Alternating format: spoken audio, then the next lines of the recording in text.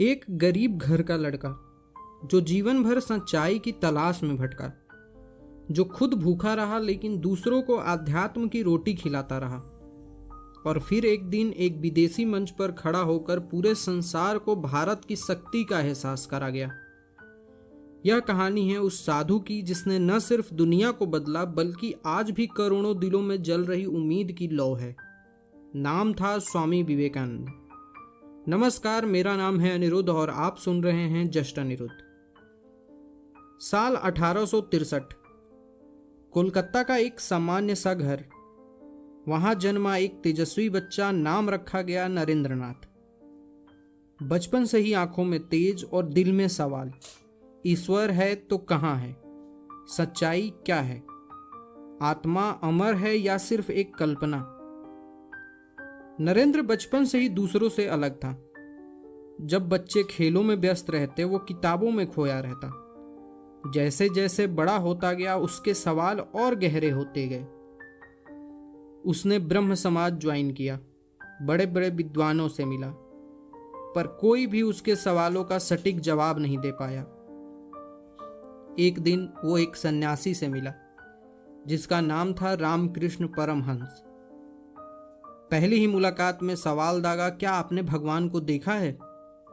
रामकृष्ण मुस्कुराए और बोले, हाँ देखा है, ठीक वैसे ही जैसे मैं तुम्हें देख रहा हूं, उससे भी ज्यादा स्पष्ट रूप में। बस नरेंद्र को अपनी मंजिल मिल गई। रामकृष्ण उनके गुरु बन गए। उनका प्रेम, उनकी साधना और उनका भोलापन नरेंद्र को अंदर से बदलने लगा। वो लड़का जो सिर्फ तर्क में विश्वास करता था अब भक्ति में भी विश्वास करने लगा। गुरु ने उसे एक मिशन दिया, भारत को जगाओ, आध्यात्मिक ज्ञान को पूरे विश्व में फैलाओ।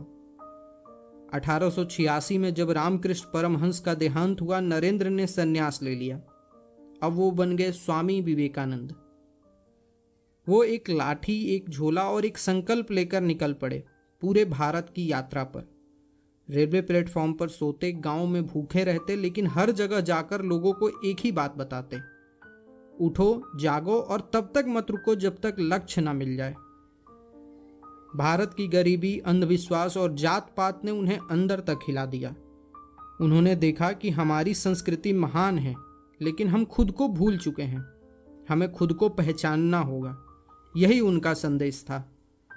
और फिर आया वो ऐतिहासिक मोड़। साल 1893 शिकागो में आयोजित हुआ World Parliament of religions.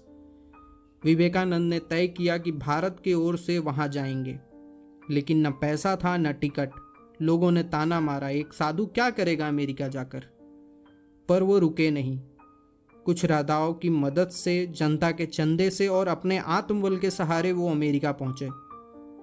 11 September 1893 Chicago का विशाल सभागार, दुनिया भर से आए विद्वान और मंच पर खड़ा एक युवा सन्यासी केसरिया वस्त्र में। सब सोच रहे थे कि ये क्या बोलेगा, लेकिन जब उन्होंने माइक पकड़ा और कहा, sisters and brothers of America, तो पूरा सभागार तालियों से गूंज उठा, क्योंकि उस एक वाक्य में उसने पूरी दुनिया को भारतीय संस्कृति की आत्मा दिखा दी। उसके बाद विवेकानंद ने जो भाषण दिया वो आज भी इतिहास के पन्नों में अमर है। उन्होंने बताया कि धर्म लड़ने का माध्यम नहीं है, जोड़ने का माध्यम है। सच्चा धर्म वही है जो मानवता सिखाए। भारत कभी तलवार के बल पर नहीं जीता। भारत ने ज्ञान के दीप से अंधकार को मिटाया है। उनका भाषण खत्म हुआ पर उनका प्रभाव नहीं। वो अमेरिका में कई वर्षों तक रहे। लेख, व्याख्यान और संस्थानों के माध्यम से उन्होंने भारतीय विचारधारा को फैलाया। उन्होंने पश्चिम को योग और ध्यान से परिचित कराया, लेकिन उनकी आत्मा तो भारत में बसती थी। वो लौटे और शुरू किया रामकृष्ण मिशन। स्कूल, अस्पताल, पुस्तकालय, हर जगह उन्होंने सेवा को धर्म का हिस्सा बताया। स्वामी विवेकानंद सिर्फ धार्मिक गुरु नहीं थे, वो एक क्रांतिकारी विचारक थे। वो कहते थे कि तुम्हें खुद पर विश्वास होना चाहिए। तुम्हारी आत्मा में वो शक्ति है जो पूरे ब्रह्मांड को हिला सकती है। उनका जीवन छोटा रहा। सिर्फ 39 साल की उम्र में 1902 में उनका निधन हो गया, लेकिन उनके विचार आज भी युवाओं को दिशा देते हैं। आज जब भी कोई युवा रास्ता भटकता है, जब भी कोई खुद को कमजोर समझता है, तो विवेकानंद की आवाज उसके कानों में गूंजती है, arise, awake and stop not till the goal is reached. कभी कभी एक इंसान ही काफी होता है पूरी पीढ़ी को जगाने के लिए।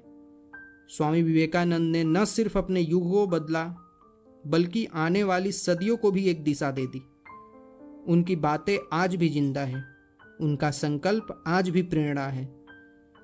अगर आपको ये कहानी पसंद आई तो इसे अपने दोस्तों, अपने बच्चों, अपने छात्रों तक जरूर पहुंचाएं, क्योंकि हर दिल में एक विवेकानंद छुपा है, बस उसे जगाने की जरूरत है।